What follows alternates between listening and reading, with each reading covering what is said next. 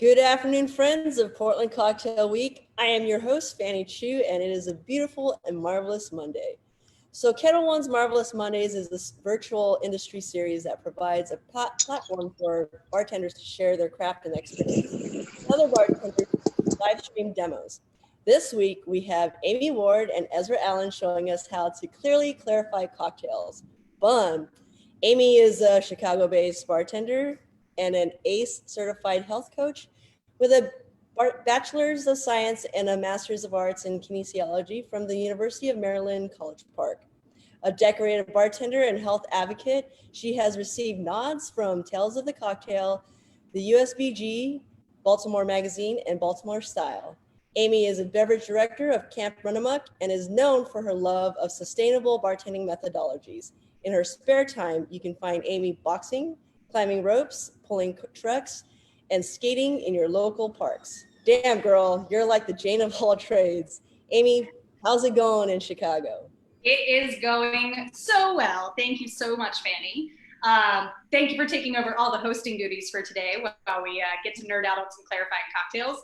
Joining with me today is my friend from back in Baltimore, Ezra Allen.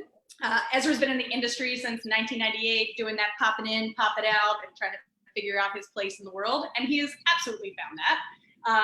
He is now the secretary of the Baltimore Bartenders Guild. He is a board member for the Baltimore Restaurant Relief Group, which is working to help people in our industry in the Baltimore community who have been experiencing quarantine-related job loss and finance loss and things like that. He and I worked together at a bar many moons ago, which is where we originally met one another, and he has since just continued his journey to become more and more awesome. He now is a co-owner of the Cane Collective, which is making craft mixers for everybody during quarantine. Sounds like they will not be losing any momentum once we're done with quarantine either.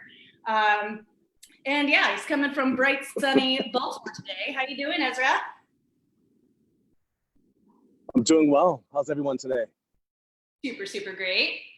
Good. You got a very nice setup out there. Thank you. We had some technical difficulties earlier, but as we all know, the show has to go on. So we're outside.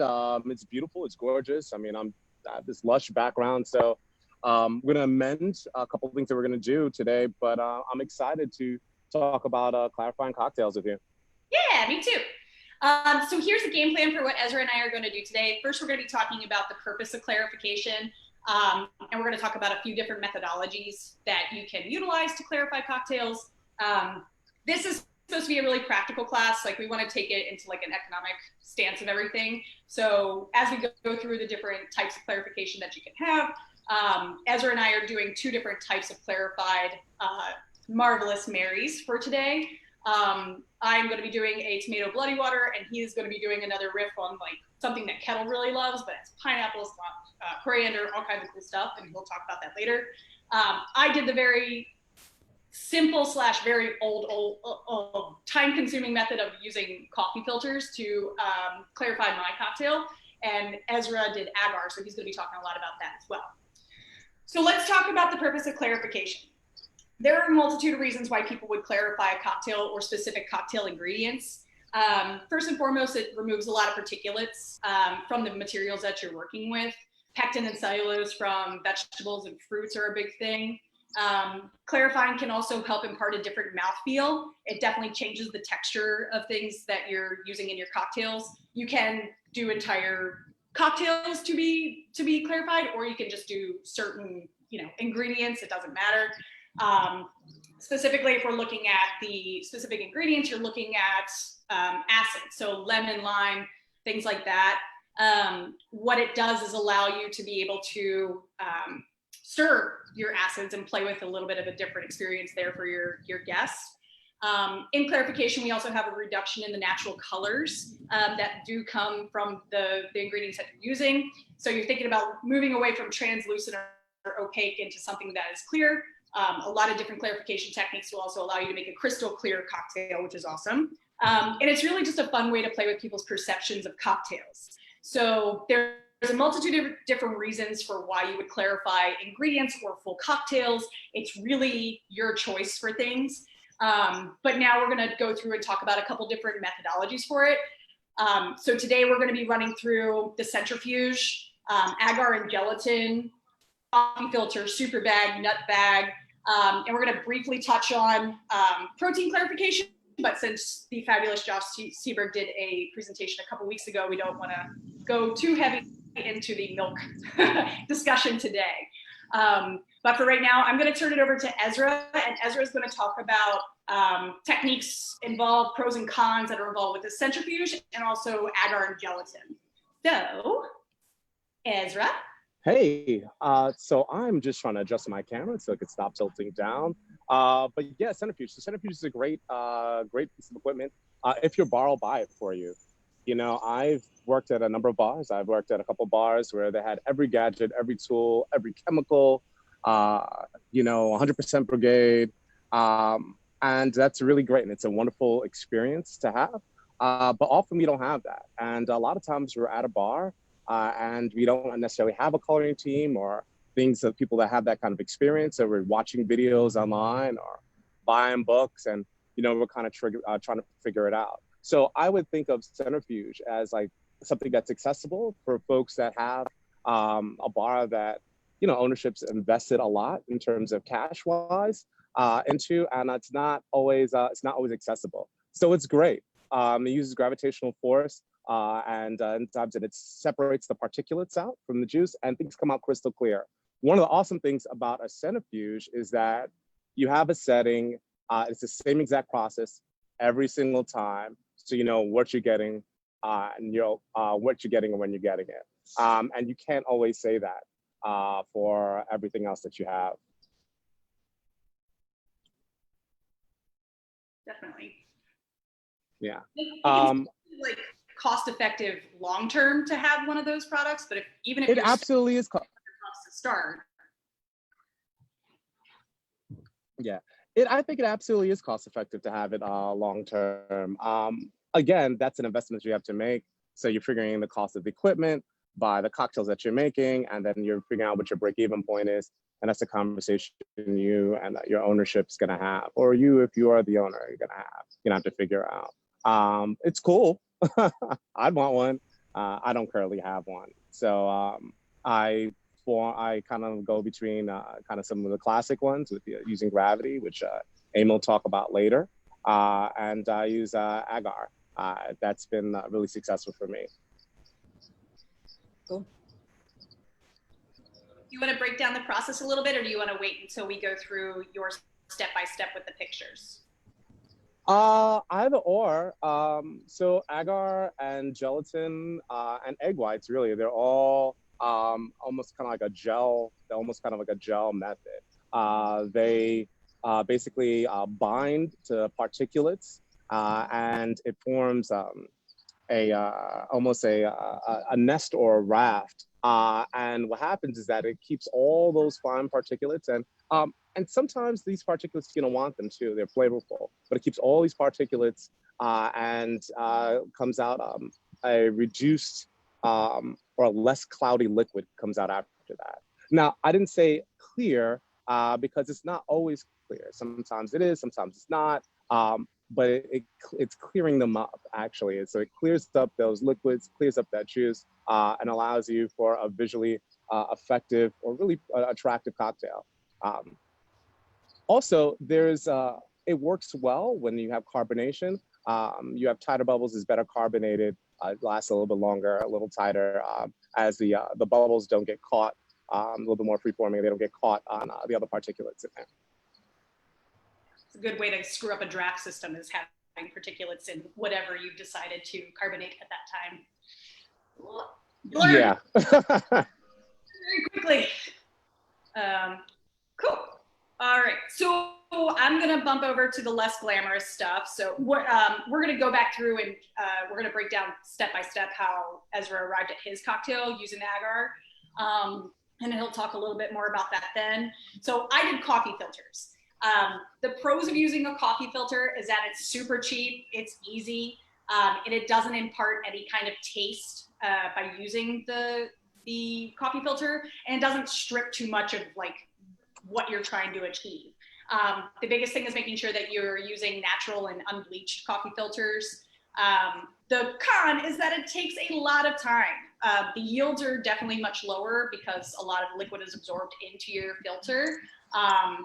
And it usually requires a multi-step process of doing a super bag or fine mesh seep to get out the initial set of particulates. And the other part is that it's not really going to come out 100% clear. It certainly makes a big difference, and I'll be able to show you that later when I show you my tomato water, but it's not 100% clear. It depends on what you're trying to achieve for a specific cocktail, if that's like a make or break thing for you. But when in doubt, and especially like I'm using, the cocktail that I'm doing today is something I've done at Camp Run 'em Up for the last 4 years, or 3 years for Ketel One specifically, and it's been a yellow tomato water bloody.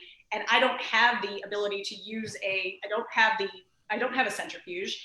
And if I did, the camp it's a child's camp, and like the circuits don't run very well. So I'd probably just trip a breaker if I tried to put it on anyways. So when we get to use coffee filters and super bags, it's a much easier, inexpensive alternative. And it's something that anybody can do anywhere. It does take plenty of time. That's the only thing to consider. So after the coffee filters, you also have those super bags or those nut milk bags, which are really great. I definitely try to get people to steer away from cheesecloth. I think cheesecloth is super wasteful. I think it also ruins whatever cutting utensil you're trying to get it into smaller pieces, because it tends to clog up like shears and things like that. Super bags are really neat because they're reusable, they're invertible, they're flexible. It's a flexible, porous filter, essentially. Can be made from hemp, it can be made from natural products, other natural products, and it can be nylon and BPA free. So aside from pros of being like flexible, invertible, which means you don't have to waste a lot, you can also squeeze it and definitely get out most of the juices that you're trying to get.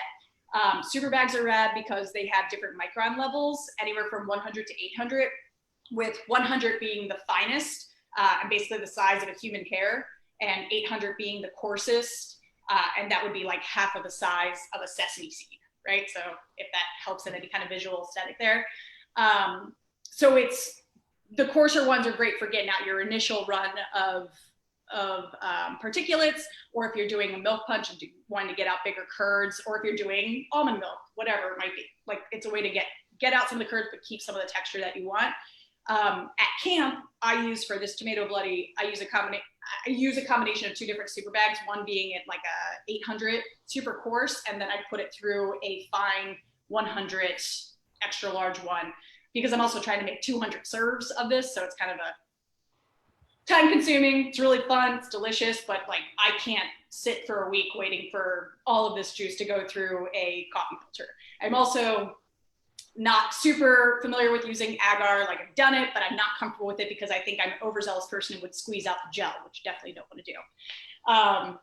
So super bags are awesome. Nut milk bags are awesome.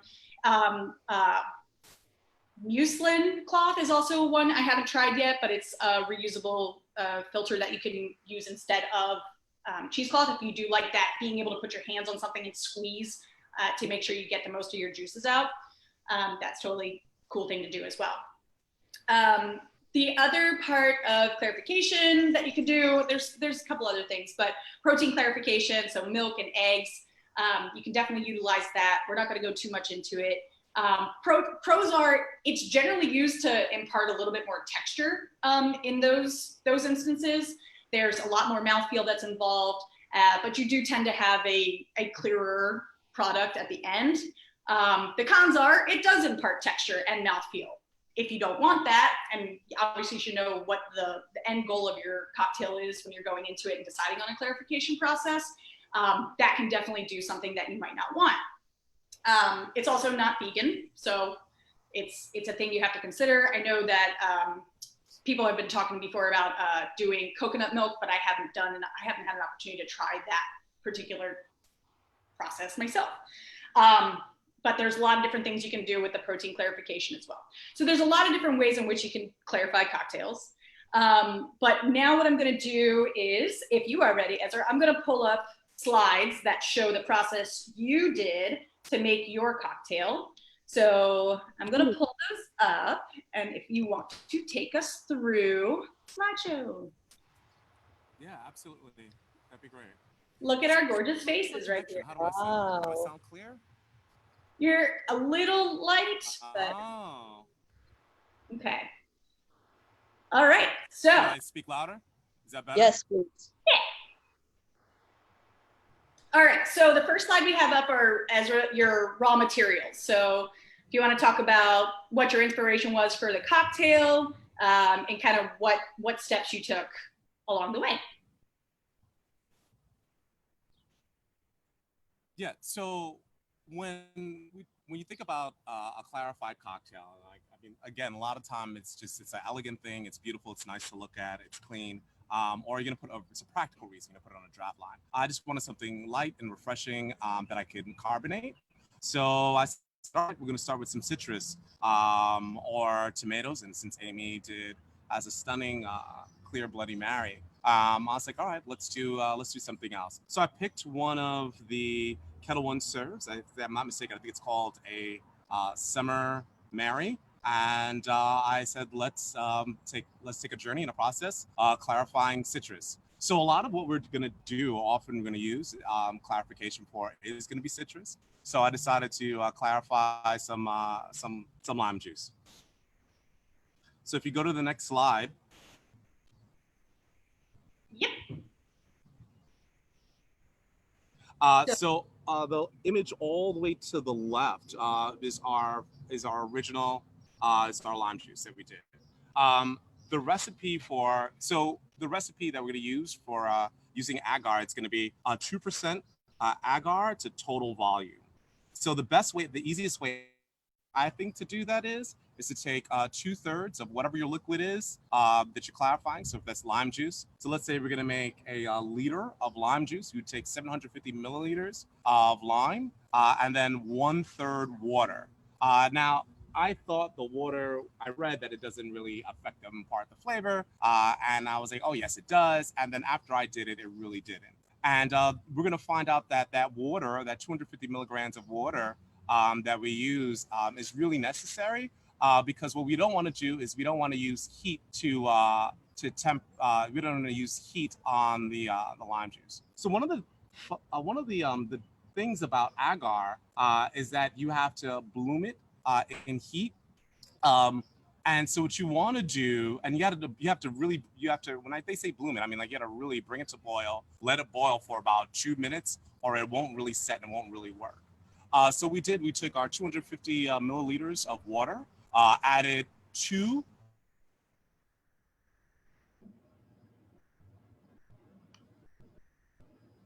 Oh, we lost him. Well, let's see if we can get him back. He was going to say 2% Agar. Zoom. Come on, Zoom. Come on, Zoom. We believe in you. Come on, Zoom. Zoom. If Zoom is silly, I can also fast forward to my stuff too, and I'm sure we will get him back in the process. But let me know. I had a question about the coffee filter and the super bagging. How many times do you run it? Just multiple, right? So many times. Until it's clear, right? Until I like what comes out at the end. So many times. Right. Hey, yay, Ezra. Hey, sorry about that. That's okay. So we're talking about super bagging. So yes, super bagging is great too. And even if you're going to use Agar as a clarification method, I recommend getting a super bag.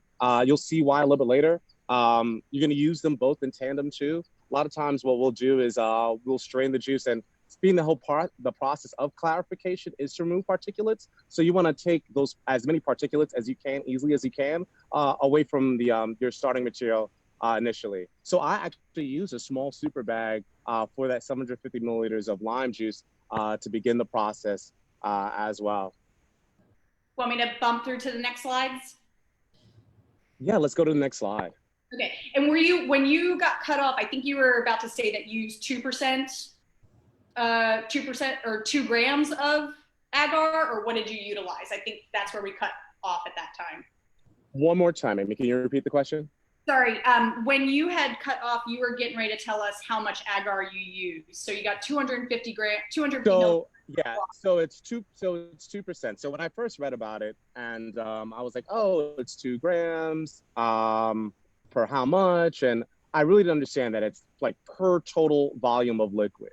So let's say we were clarifying something that the heat didn't impact as much. It would be 2 grams per 1,000 milliliters.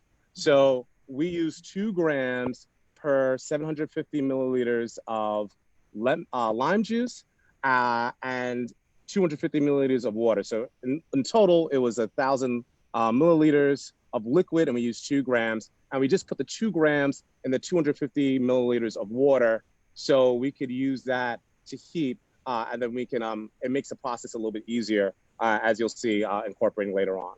So 2 grams. Awesome. All right, here is your process. All right, so as you see on the far left, we bought the well-incorporated agar water solution to boil. Let it boil for literally 2 minutes. And then in the second image, we added it to the lime juice. So Dave Arnold said, and a couple other people said, don't touch it, don't mess with it. It's gonna be a gelatin, don't poke it, leave it alone. And they were right, because I did this several times, poked it, messed around with it, and I understood what I did. So I was like, well, I need a time, like tell me how much time. Give me something definite and concrete. And what I found is about 10 minutes is a good amount of time. And one of the things that made it a little bit easier to beat 10 minutes was that the fact that it was only maybe a little bit less than 250 milliliters of water that was boiling, that was combined with 750 milliliters of lime juice that was at room temperature already. So it was a lot easier to temper. If I had done with maybe, I don't know, tomato, so I made I was making a tomato water of sorts, as I wasn't so concerned with the heat interacting and changing the flavor profile of that tomato water. Perhaps maybe I'll let it sit for a little bit longer. So you want to let it sit until it's almost like a jelly. And what you'll do is you'll tilt the tin slightly to the left or to the right, and you'll see if it starts.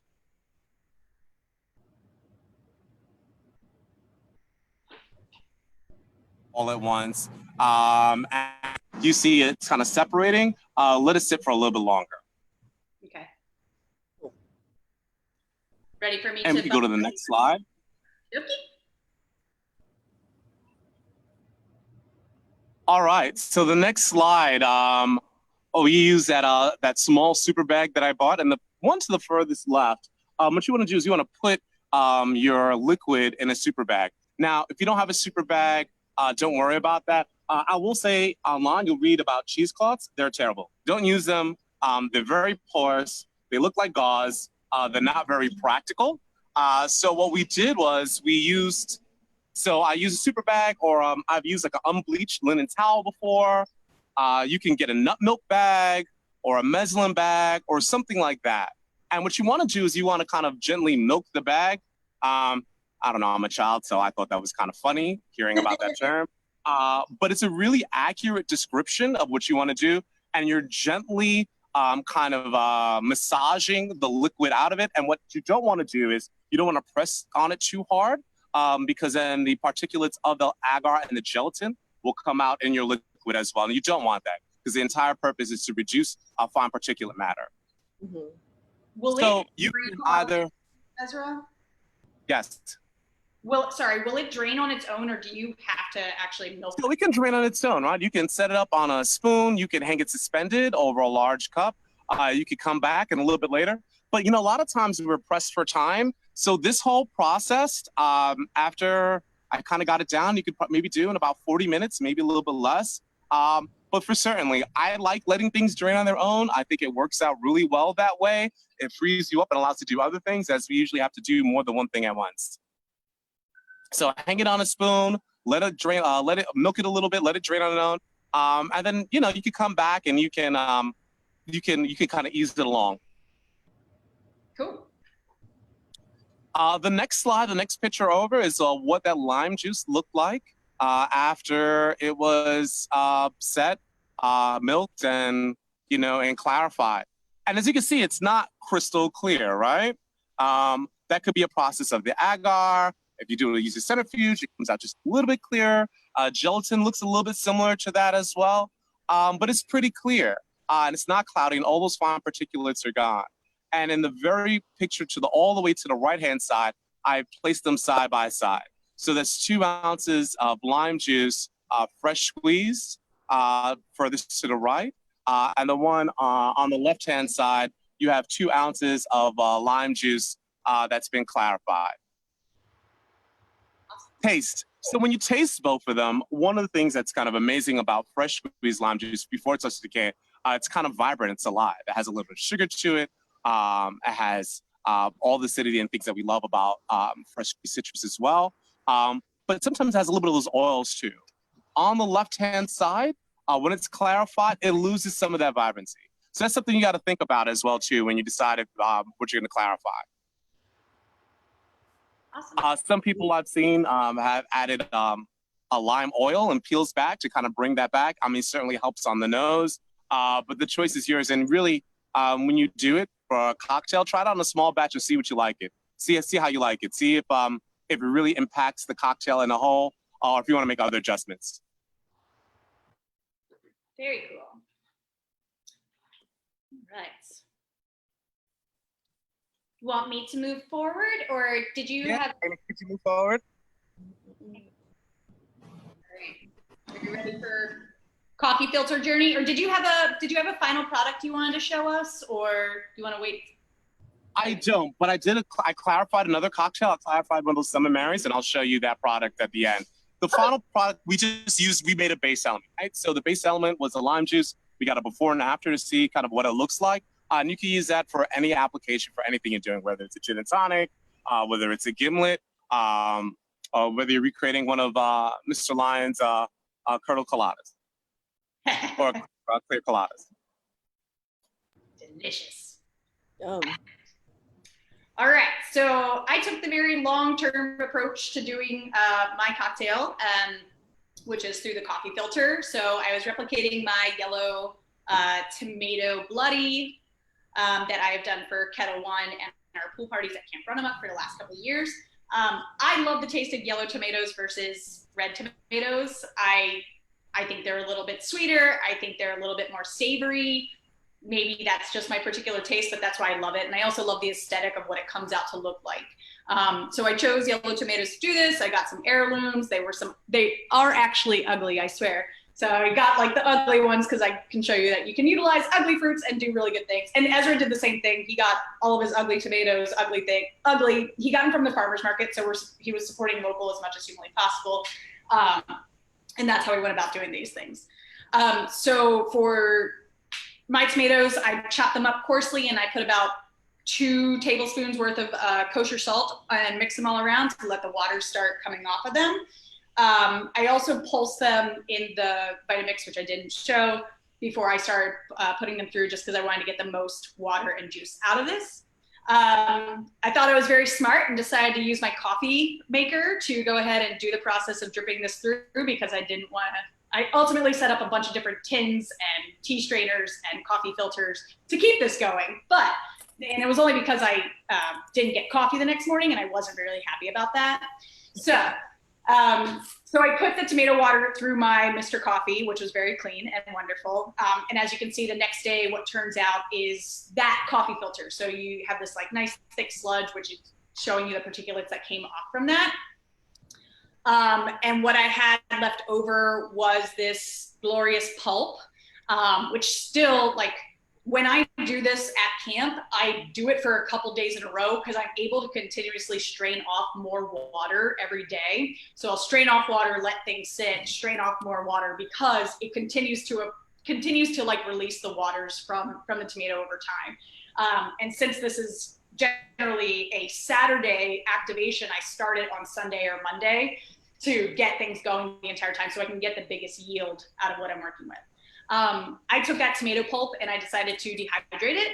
At camp, I give the pulp leftovers to Chef Claire, and she's able to do things with it for dinners, but you can absolutely dehydrate tomatoes. You can put them into sauces, whatever you want to do. I love using every part of everything that I'm working with all the time. So that was that, and I'll show you what that turned out to be later. For my bloody, I use coconut aminos because I like the taste of Worcestershire, and I like a savory bloody.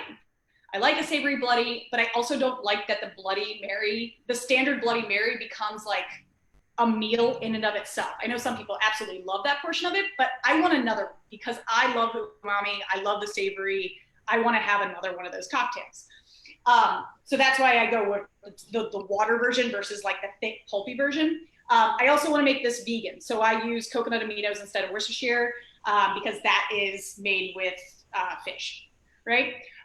For funsies, and because I have time and we're on quarantine, I decided to see if I could coffee filter coconut aminos. And 24 hours later, I got about 1/8 of a teaspoon yield. So I will tell you no is the answer. However, in that little bit that I did get, there was a very significant difference in taste. It was like a little less, if anybody's had coconut aminos before, they're a little sludgy, but they're so flavorful and so delicious. And I love putting them on everything. But it was really interesting to see like a more refined, thin taste for something that is generally so thick and so like overwhelming for textural and viscosity. But wouldn't recommend doing that. Perhaps you could do it with Agar or some other format to clarify your coconut aminos. Then I did the same thing. I clarified my lemon juice. So a couple different things came up from that. Number one, I started in the coffee filter and then again, remembered that I didn't have coffee the next day. So I transferred it over into some tins with tea strainers and coffee filters because I wanted to make sure I had coffee today, which was great. And showing you the difference over here, this is what I ended up coming up with in the two. There's not a huge difference in the color here, but on the left is my clarified through the coffee filter and on my right is the non-clarified. And I have a different version of that. There we go. So I also took top down to see if that would make a little bit of a difference. You can see a little bit, it's still pretty opaque, but the coffee filter didn't do a very good job at taking out color or full, like the particulars are definitely gone. I could find them in the filter, but I didn't find it did as good of a job as Agar or Centrifuge could have done. But again, on the left-hand side is your clarified lemon, and on the right is the raw lemon. However, the bigger difference, the more beautiful difference was in the tomato water, which are the next two little pictures that are there. So on the left is our clarified tomato water through a coffee filter. And it doesn't look like you can see through it there, but you can definitely see in the next picture over, straight down, you can see through it. It's clear, has a little tinge of yellow, which I still like that color, so it's great. And on the right, that is our unfiltered tomato water. It's also like when you do a tomato bloody, when you're not pureeing it, this is also okay to go with. It really depends on what kind of texture and viscosity you want to impart on your cocktail. I also love that color. Like the color is beautiful. I would want that in my cocktail. And that also comes into play when we get down to the next thing, is which I add rice wine vinegar and I also add coconut aminos, and the aminos are brown. They impart a color that might not be the most beautiful thing in the world, but it still tastes delicious. So that was kind of my journey with those things there. Let's stop sharing now. Okay, so that was kind of my journey of making those things. I batched out my tomato water, my aminos, my lemon, and my rice wine vinegar. And I have 2 bottles to show you, one with the batch unfiltered, and then I went and put the batch through another filtration because I thought also diluting the coconut aminos would help perhaps get them through the filter a little bit better. It's a very, very subtle difference. I'll actually show on here before I move over and make this cocktail. But so this is the batch of everything. It might not look like the most beautiful color, but it is the most delicious tomato bloody I've ever had, but I also made it, so maybe I'm more. Okay. And then this is it being filtered. And I don't know if I need like a little bit better light, but you can see like this is definitely a little bit more opaque. You can see through a little bit more. But this would be a really interesting one to go through Agar as well, or Centrifuge, to find out, can I really strip it down? Can I make it this very clear bloody? But I'm gonna go ahead and make my yellow bloody now. Moving on to my. I got a question for you. Do it. Would the idea of like a Japanese coffee siphon be an alternative to the coffee maker? I think so. Yeah, that like the hourglass Chemex kind of thing. Yeah, I guess it's kind of the same thing. I've never seen the coffee siphon from the Japanese. Yeah, I haven't seen that specifically, but like a Chemex, which is that hourglass figure that has the filter that goes on the top, and then you can generally let through. Anything like that, it's all a game of patience. If you have it, also not going to be that great. But let me step over here. So making our tomato bloody for today, using this glorious glass. So this is what happened with my dehydrated tomato. I had a ton of beautiful dehydrated tomato that came out. I shaped one like a crown, and I'm using it as a garnish. You can also put it into a coffee grinder or Vitamix or whatever, pulse it, and then you have a rim that you can utilize as well. Totally your call as to what you like to do. But I'm putting my little crown on the side here. Don't have super good tongs, but we're gonna make this work. Oh. There was a question about, I guess, the micron of the super bag that you would use or prefer. Is there one single micron number that you would use or prefer? It really depends on what you're going to be using it for, I would think. I think having two different microns, one so you can do a quicker getting out of the coarse materials first is a really good idea, and then having something fine that you can take a little bit more time to let it go through. If you were to utilize just a 100, the finest micron, and you're starting with any kind of citrus or even this tomato water, like it would take forever for it to strain out those big particulates. So you want something that's going to get those particulates out to begin with, and then something a little bit finer for after that. All right, so we got our bloody here, and then I like to pickle things too. So I've got some cucumbers pickled in rice wine vinegar and sambal. Another one. Did you say sambal? Yeah. Oh my God. That's incredible. That sounds so delicious. And then, so we've got our yellow, glorious bloody. I'm gonna go back over to this side here with you. Oh. I want like 10 of those right now. Yeah, they're quite crushable. And the really nice thing too is that you can make this non-alcoholic too, if that's your preference. For mine, I do 2 ounces of kettle and then fill it up to the top and go. Lots of fun for the other one. How fun. Yeah. And then Ezra, what is the last cocktail you wanted to talk about? Hi. So yeah, we did a riff on Ketel. I did Ketel One's Summer Mary. So it's a cilantro pineapple based Mary. Pretty fun. So what we did was I clarified pineapple juice, but also clarified pineapple juice, coriander, cilantro, and mint. And I got a really light green color. I was fortunate enough that someone let me use their soda stream earlier. And what I'll do is I'll show you what it looks like in glass. That soda stream's a life changer. Oh. Heck yeah. If you like Sorry seltzer.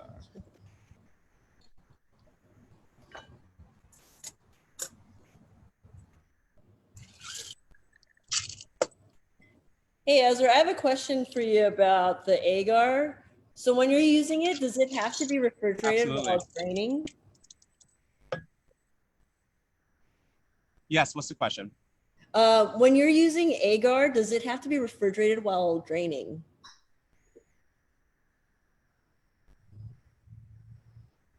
No, it doesn't. So it's really a function of how hot is the liquid, the total amount of liquid that's going in. So we're using, okay, so two things, right? There's a quick set, and then there's like, you can freeze it as well too. So for the quick set method, you just have to bring it down to temperature so it can set. You can throw it in the refrigerator to bring the temperature down faster. You could put it in the freezer if you heated everything up quickly, but you don't want it to freeze. And really, it'll make like this loose jelly mold. And then if you break it up with a spoon, or if you break it up with a spoon, or you break it up with a whisk, it'll look almost like kind of like curdle, like kind of like whey, like curds. And it's that curdled, almost a gelatinous substance that you put in the bag, and then you can let time do its work, or you could gently milk it and massage it, or a combination of both. So you don't have to put it in the refrigerator. It helps sometimes do the refrigerator. Now, if we're talking about we're doing it for a program, and you made an entire hotel pan worth of it, then for sure, on an ice bath, maybe you do want to put in the fridge, maybe you do want to put in a walk-in, but you might not have a walk-in. You know, you might have like a low boy, and so it's not necessary. It does help. It really is about just bringing the temperature down so it can set. An ice bath works pretty well. Okay, cool. And of course, as you know, if you have a larger pan, it's a little bit more shallow, a little bit more depth. A smaller amount, you can bring everything down. Yep, thank you. I think if you do the freeze also, if you're using gelatin, you need to let it strain in the fridge, but like Ezra was saying, agar does not have to be. Gelatin, however, does need to, if you're doing the freeze method, has to defrost and drip in the fridge. Thank you. Yeah. So that agar, that quick gel method with the agar really is a super functional, easy way to do it. But again, you know, there's the downside to it too, right? It takes away a little bit of flavor, as we both kind of mentioned and talked about. You need to bring it up to a high temperature. So if you have items that are heat sensitive and you're worrying about diluting them, it's something to play with. Also, something I learned through trial and error: find a brand, stick with it. Find a brand, work out your formula, work out your time ratio. If you kind of, they're all a little bit different. So I just bought a kit from Modernist Pantry, and I bought a bunch of stuff from them, and I've been using that and it worked well. I try to use another Carrageen, another type. It didn't work as well, and it's probably user error. So there's a little bit of kind of like a testing out and playing around method though. But once you get it, it's pretty steady. Cool. Thank you.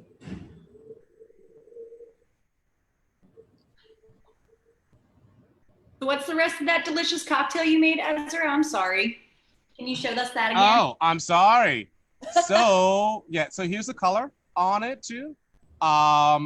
That's not water. That's literally the pineapple juice, mint, and cilantro pureed down. So it was almost like an inky kind of green earlier. I'm sorry, I had like all these. I had examples of it, or I just wasn't able to access it earlier today for class. I apologize. But it came out. It's pretty delicious, and it's carbonated and it's easy and it's refreshing, and it can even go on a line too.